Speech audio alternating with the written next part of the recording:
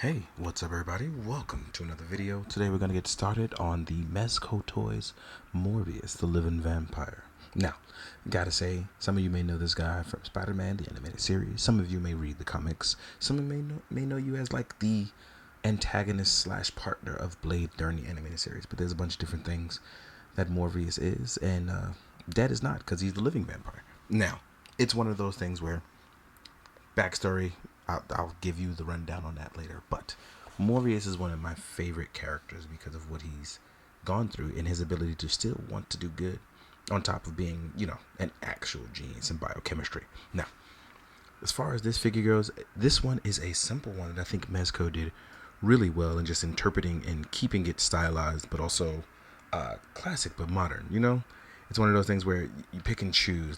But I really like how this came out. Also, I like that you can give him some extra, some V-neck by just folding that out. It's really simple.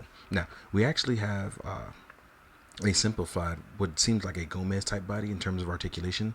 They definitely made him thin, and it works itself out. And articulation is really nice on him. I think the pale white skin works out as well, too. One of the cooler things is that I feel like this is a simpler one that really does work. But his simple accessories go a long way and fit the character. But first, let's take a look at our figure, right? Oh, we actually get a little bit of, oh, that's new. So we get a little bit of butterfly joint here. Just checking that out. Folds forward, right? We have our living vampire cape, which is wired and has a ton of various looks that you can pull off, right? Our head sculpt, I actually think this head sculpt is phenomenal. And this is the simple, more basic one. But I love how it literally does look like a Morbius sculpt. This is like straight out of the comics. Our look up here is pretty simple. And like I said, we can actually fold this out to give the man way more V-neck body, right? We are double jointed, as you can see here. Our ab crunch is utterly phenomenal, right? It can't be super deep, but when you add that with the fact that we can hit that 90 degrees, we are double jointed.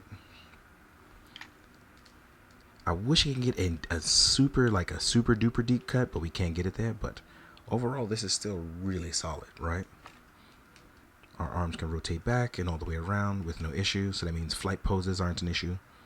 And posing this guy up shouldn't be an issue, right? We do have very nice ankle pivot, right? That allows us to move in all sorts of ways. Right? You want to get your hunky vampire poses on. Look at that. Look at that. Now, one thing I worry about is like dye issues because of the chalky white skin. I'm not sure how that's going to work out. We'll have to obviously check back long term. But I'm hoping that's not an issue for this guy with any sort of dye bleed, because this guy looks phenomenal. This makes me wish that Mezco had a license like Castlevania, because I feel like they can do that really, really well, especially after Solomon Kane. So this guy looks fantastic. Look at that. Sexy vampire boy doing sexy vampire pose. Right? Now, like I said, his accessories... Oh, by the way, I love that the sleeves are easy to roll up or fold down, depending on how you want it. So if you want it a little higher, you can. But one of the things I want to talk about is that in his accessories, it's very, very simple, but very to the character. And that's stuff like that I enjoy, especially if you read the comics, right? So let's get down. Let's talk about that. One of those things is going to be our different head sculpts, right? Here we are with a semi-open mouth sculpt. As you can see, this looks fantastic, right? This is phenomenal. Then we have our open screaming slash biting sculpt. This is sensational. I really feel like this sculpt is probably my favorite one. I really, really like this. Next up, we're going to talk about our different sets of hands. So here we are with some semi-opened hands. Now the thing about these that I really like is that the color of the nails, but also that they're soft. So that means you don't have to worry about any sort of breakage. That's always fun. Then we have our claw hands, which are going to be very important for Morbius. And I feel like these are able to go around the neck. I'm going to test that theory later. I'm going to get some figures in front of him, right? There we go. And last but not least, we get item holding hands. With our left hand, being an item holding hand and our right hand being a trigger hand. And the reason why is because we're going to talk about this case that he gets. This case is absolutely great. Now, the reason why I didn't put everything in on this, well, let's back this guy up. Now, here we are with a suitcase, right? And I didn't take this plastic off for a reason because I want to be able to take stuff out and put it back in. But I did take it off before. Our top piece has an LED function, and then we have 2 trays here. I'm going to try to take it out. Yep, that's exactly why I left the plastic in. So I'm going to try to take this upper tray out so you can see what's in the lower tray. And everything in the lower tray is, well, not everything, but a lot of it is removable. And this is why you have the other stuff. So here we have our serum gun, right? We have a dagger. We have a steak mallet and stakes. So I believe the steak, yep, the stakes can come out. That's pretty cool, especially if you want to have them go up against blade. We have our steak mallet. We have the serum gun, which still has a holster hole for different effect parts, in case you can't see that. So if you want to add effects there, and our knife can come out as well. So that means even though you're a living vampire, you got to stay strapped, right? These items, I do not believe they come out, right? Not the bullets or anything, but the other steak does come out. So that's what you get in your bottom tray. Then you have a mobile laboratory here. With your mobile laboratory, we have our microscope, which comes out. I'm going to fold this out for you. And it's a pretty cool feature because what we can do is, right, we can literally fold out the microscope. And I'm amazed that I even semi-remembered what to do, because I really don't. Oh, wait, here we go. And this is how I got myself, right? I didn't know what to do at first. But it latches into itself.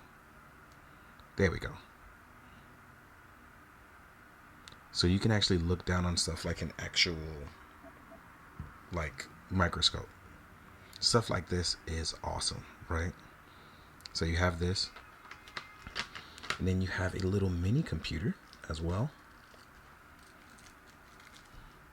You know, if you want to track other vampires or some signals and stuff, this stuff is really cool, and one of those things where I feel like this is very true to the character.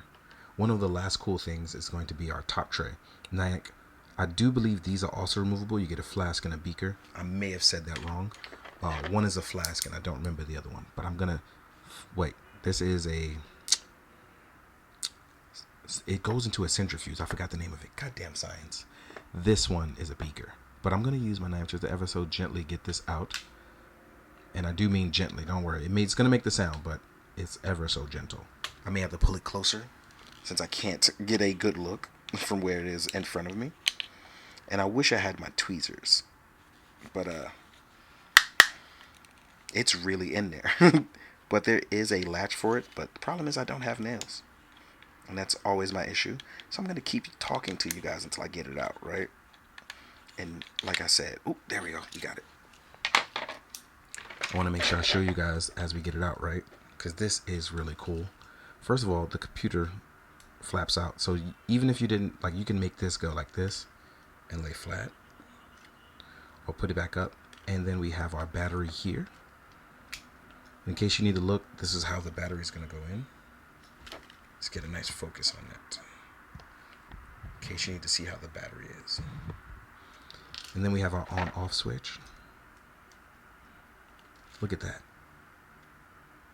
Oh, by the way, this, you can spin that around as well. As you can see with the lights, we have a really beautiful function. So yeah. Tap, tap, lights. Tap again. See? So, keep in mind, although you may not feel like it's worth it, this is, for me, enjoyable. If you are a props guy or a props photographer, this is A1 prop game right here. Now, without further ado, I'm going to take some time and we're going to jump into our size comparisons. So I'll see you guys in a bit. Alright guys, now we're going to jump into the size comparison. Full transparency, I cannot find my Marvel Legends Morbius. I know it's here somewhere, but I cannot find it. So if you don't see it in the size comparisons, because I couldn't find it. Now, the first thing I want to do is compare him to 2 characters.